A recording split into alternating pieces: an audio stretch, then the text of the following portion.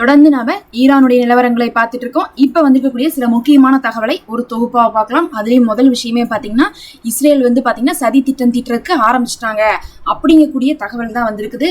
4 தீவிரவாதிகள் ஈரானுக்குள்ள நுழைஞ்சிருக்காங்க. நுழைஞ்சது மட்டும் கிடையாது, அவங்கள ஈரானுடைய ஐஆர்ஜிசி படையே என்ன பண்ணியிருக்காங்கன்னா நியூட்ரலைஸ் பண்ணியிருக்காங்க, அதாவது சுட்டிருக்காங்க. சுட்டு பிடிச்சதுல அவங்களுக்கு அதிர்ச்சியான தகவல் என்னன்னா, இந்த 4 பேர் நுழைஞ்சிருக்காங்க, அவங்கள நம்ம கண்டுபிடிச்சிட்டோம், நியூட்ரலைஸ் பண்ணிட்டோம். இது போக எத்தனை பேர் இப்போ எந்தெந்த இடத்துல நுழைஞ்சிருக்காங்கன்னு தெரியல அப்படிங்கக்கூடிய ஒரு அதிர்ச்சி தகவல் வந்திருக்கு. நீங்க பார்த்தா இப்போ ஒரு வாரத்துக்கு ஆயத்துல்லா கொமேனி அவர்களுடைய ஊர்வலமும் அதுக்கப்புறம் பார்த்தா ஜனாசாவுடைய நல்லடக்கமும் வச்சிருக்காங்க. அந்த கூட்டத்துல 20 மில்லியன் பீப்புள் உலகத்திலிருந்து பங்கேற்கிறாங்க. அதுலயும் சொல்ல போனா நெதர்லாண்ட்ல இன்னைக்கு கூட கூட்டம் போட்டு ஆயத்துல்லா கொமேனி அவர்களுக்காக பாத்தீங்கன்னா ஊர்வலம் நடத்துறாங்க. பல இடங்கள்ல இருந்து என்ன பண்ணிருக்காங்க, இப்ப ஈரானை நோக்கி படையெடுத்த வண்ணமாக இருக்கிறாங்க.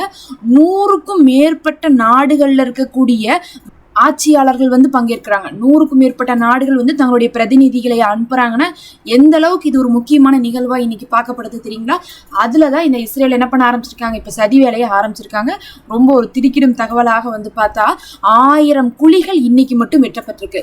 அதாவது ஈரான்ல ஆயத்துல்லா கொமேனி அவர்கள் நல்லடக்கம் பண்றதுக்கு முன்னாடியே 1000 குழிகள் ஒரு பெரிய கிரவுண்ட்ல வெட்டப்பட்டிருக்கு.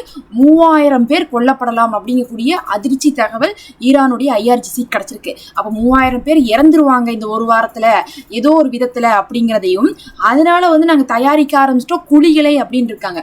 அவங்க நியூட்ரலைஸ் பண்றது அதெல்லாம் ஓகே, அவங்க உளவு வேலையெல்லாம் பண்ணிட்டு தான் இருப்பாங்க கண்டிப்பா, அதுல எல்லாம் சந்தேகம் இல்லை. ஆனா இத்தனை பண்ற அவங்க சொன்ன தகவல் என்ன, 3000 பேர் இந்த ஒரு வாரத்துல இறக்க போறாங்க. ஆயத்துல்லா கொமேனி அவர்களுடைய இந்த இறுதி ஊர்வலத்துல கலந்து கொள்ள போறவங்க, அதுக்காக நாங்க 1000 குழிகளை இன்னைக்கு வெட்டிட்டோம் அப்படின்னு சொல்லும் போது இந்த விஷயம் எவ்வளவு ஒரு சீரியஸாக இருக்குன்னு சொல்லிட்டு நீங்களே பாருங்க. அதுலேயும் இன்னைக்கு சவுதியும் கலந்துருக்கிறதுலாம் ரொம்ப பேசுபொருளா மாறி இருக்கு. ஏன்னா அமெரிக்கா தான் ஈரானை தாக்கிட்டான், அமெரிக்காவுக்கு தளங்களை கொடுத்தவங்க தான் அரபு நாடுகள். அவங்க எல்லாருமே பங்கேற்று நாங்களும் உங்களோட தான் இருக்கிறோம், எங்களுக்கும் அமெரிக்காவுக்கு சம்பந்தம் இல்லப்பா, இந்த தாக்குதலுக்கும் இந்த கொலைக்கும் எங்களுக்கு தொடர்பு இல்லப்பா அப்படிங்கிற அளவுக்கு என்ன பண்ணியிருக்காங்க, ஈரானுக்கு கூட இருந்து ஆதரவு கொடுத்ததெல்லாம் பார்த்தா பெரும் பேசுபொருளா மாறி இருக்கு. இதுல பார்க்கும் போது போர்ல ஒரு 3 விதமான வெற்றியை ஈரான் சுவைத்துட்டாங்க. ஒண்ணு போர் ஜெயிச்சாங்க. போர் ஜெயிக்கிறதுனா அந்த சண்டையில இவங்களெல்லாம் தோக்கடிச்சு கை ஓங்கி ஜெயிக்கிறது. அதுக்கப்புறம் பேச்சுவார்த்தையில ஜெயிச்சாங்க. அதை 2 தடவை ட்ரம்ப் சொன்னாரு. பேச்சுவார்த்தையை ஆரம்பிக்கிறதுக்கு 1 மாசத்துக்கு முன்னாடியே சொன்னாரு, ஈரானியர்கள் போர்ல கூட தோப்பாங்க, ஆனா பேச்சுவார்த்தையில தோக்க மாட்டாங்க, ஏன்னா அவங்களுக்கு நல்ல நெகோசியேஷன் ஸ்கில் இருக்கு. நெகோசியேஷன்னா பேரம் பேசக்கூடிய ஸ்கில் இருக்கு, பேரம் பேசி அவங்களுக்கு வேணுங்கிறத வாங்கிடுவாங்க அப்படின்னு சொன்னாங்க. ஆனா அவங்க போர்லயும் ஜெயிச்சனாலதான் இவங்க போரை நிறுத்தினாங்க. ஆனா ட்ரம்ப் அப்படி சொல்லுவார், இல்ல அவங்க போர்ல ஜெயிக்கல, கடற்படை, வான்படை, கப்பற்படைன்னு எல்லாத்தையுமே நாங்க என்ன பண்ணோம், அழிச்சிட்டோம், ஆனாலும் அவங்க பேச்சுவார்த்தையில ஜெயிப்பாங்கன்னு சொன்னாங்க. யாராவது தோத்து போனவங்க பேச்சுவார்த்தையில ஜெயிப்பாங்களா? தோத்து போற மாதிரி இருந்தா இவங்க போரே நிறுத்தி இருக்க மாட்டாங்கன்னு தெரிஞ்சதான். அப்ப போர்லயும் ஜெயிச்சவங்க பேச்சுவார்த்தையில ஜெயிச்சிட்டாங்க. 3வதா இப்ப பாத்தீங்கன்னா ராஜதந்திர ரீதியாவும் ஜெயிச்சிருக்காங்க. இன்னைக்கு இப்ப போர் நடந்த நிலைமையில, இன்னுமே முழு சமாதானம் வராத நிலைமையில கூட 100க்கும் மேற்பட்ட பிரதிநிதிகளை பல நாடுகள் அனுப்பி இருக்குது. இன்னும் உலக மக்கள் எல்லாமே 20 மில்லியனுக்கு அதிகமாக கலந்து கொள்றாங்க. எல்லாருமே ஒரு வாரத்துக்கு இதை பத்தி மட்டும்தான் பேச போறாங்க.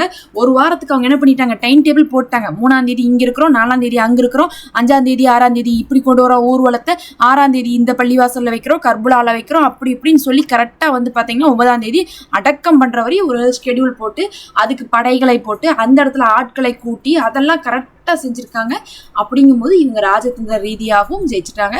இதை பார்த்துட்டு இன்னைக்கு ட்ரம்ப் சொல்லியிருக்காரு, நாங்க ஆயத்துல்லா கொமேனி மேல மக்கள் பாசமா இருப்பாங்க அப்படிங்கறத நாங்க நம்பல, வெறுத்துட்டாங்கன்னு நினைச்சோம். ஏன்னா அங்க கடைசி என்ன நடந்துச்சுன்னு பாத்தீங்கன்னா, ஒரு பெரிய போராட்டம் இதெல்லாம் நடந்துட்டு இருந்துச்சு, ஒரு கிளர்ச்சியே எழுந்துச்சு. அந்த நேரத்துல தான் இவங்க போய் அடிச்சிட்டாங்க. ஆக்சுவலா அமெரிக்கா பெரிய தப்பு பண்ணிட்டாங்க.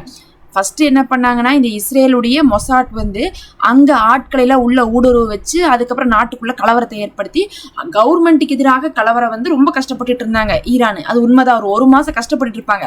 கஷ்டப்பட்டுட்டு இருந்த நேரத்துல இப்ப கவர்மெண்ட் டவுனா இருக்கு, இப்ப நம்ம அடிப்போம்னு சொல்லிட்டு அமெரிக்காவை தூண்டி விட்டு அடிக்க வச்சாங்க. கடைசியில பார்த்தா அடிச்சதுக்கு பிறகு மக்கள் எல்லாம் கவர்மெண்டோட சேர்ந்துட்டாங்க. அததான் இன்னைக்கு ட்ரம்ப் சொல்றாரு, மக்கள் எல்லாம் ஆயத்துல்லா கொமேனி மேல இவ்வளவு பாசமா இருக்காங்களா, வெறுத்துட்டாங்கன்னு நினைச்சேன், எப்படி அழுக அழுகுறாங்க, எவ்வளோ கூட்டம் போடுறாங்க அப்படின்னு சொல்லிட்டு அவரே சொல்றாரு. சொல்லிட்டு ஒருவேளை இது டிராமாவா இருக்கும் அப்படிங்கிறாரு. இப்படிலாம் வந்து மக்களை வந்து டிராமாக்குள்ள கூட்டவே முடியாது. இவங்க கடைசியா வந்து பார்த்திருந்தாவே தெரியும், நிறைய இடங்கள்ல இந்த மாதிரி நடந்துருச்சு. அதுவும் வந்து பார்த்தா இதுவரையும் ஈரான்ல இறந்தவங்களெல்லாம் லட்சக்கணக்கான பேர் வந்து பார்த்தா ஊர்வலத்தோட தான் அடக்கம் செஞ்சிருக்காங்க. அப்படிங்கும்போது ஆயத்துல்லா கொமேனி அவர்கள் வந்து அவங்களுடைய மதகுரு, அதுலேயும் வந்து அவருக்கு மேலே வந்து நிறைய நல்ல மதிப்பை வந்து அவர் பெற்றிருக்காரு. அதனால வந்து அந்த மக்கள் எல்லாருமே, பெண்கள் எல்லாம் அழுக, ஒரே கதறல், டெத் டு அமெரிக்கான்னு சொல்றாங்க. இவங்களுக்கு ஒன்று புரியல, ஈரானுடைய கவர்மெண்ட் தான் சமாதானம் பேசுறதுக்கு வந்திருக்காங்களோ தவிர ஈரான் மக்கள் சமாதானத்தையே விரும்பல அப்படிங்கிறது இன்னும் அமெரிக்கா நம்பல. ஈரான் மக்கள் போர் செய்யறது தான் விரும்புறாங்க. இன்னும் வந்து அமெரிக்காவை அழிங்க, அவனை கொள்ளுங்கிற மாதிரி மக்களே சொல்றாங்கன்னா எந்த அளவுக்கு அந்த மக்கள் வந்து ஈரான் மக்கள் வந்து அமெரிக்கா மேலேயும் இஸ்ரேல் மேலேயும் வெறுப்போடும் வெறுப்புணர்வோடும் இருக்கிறாங்கன்னு தெரிஞ்சுக்கணும்.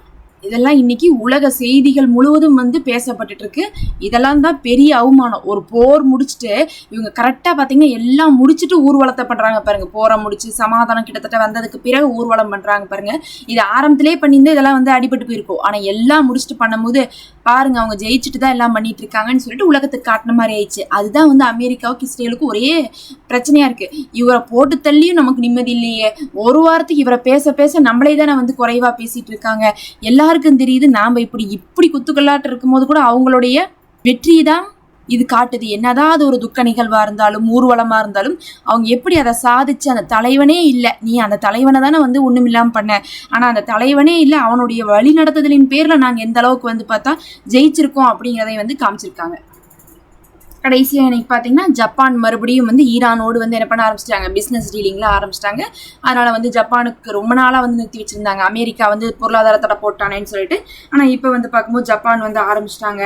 அது இல்லாமல் வந்து ஈரானும் ஓமானும் சேர்ந்து வந்து என்ன பண்ணுவாங்க, காசு வந்து கொடுத்துதான் வந்து அங்கே ஹார்மோஸை கடக்க விடுவாங்க அப்படிங்கக்கூடிய தகவலை இன்னைக்கும் ஈரானும் ஓமானும் 2 பேருமே வலியுறுத்தி இருக்காங்க. ஏன்னா நடுவில் ஒரு குட்டையை கிளப்பி விட்டாங்க. ஓமான் வந்து அமெரிக்கா பேச்சு கேட்குறாங்க, ஈரான் பேச்சு கேட்க மாட்டாங்கன்னு ஒரு குட்டையை கிளப்பி விட்டாங்க. அதுக்கு வந்து பார்த்தா இன்னைக்கு ஓமான் வந்து சொல்லியிருக்காங்க, இல்லை நாங்கள் சேர்ந்து இருக்கோம், நாங்கள் ஈரானோட தான் இருக்கிறோம் அப்படிங்கிறாங்க. யாராவது வந்து கணக்கில்லாத பணம் வரப்போகுது அப்படின்னு சொன்னா அவங்களோட சேர்ந்துருப்பாங்களா, இல்லை வந்து போய் அமெரிக்காவோட சேருவாங்களா?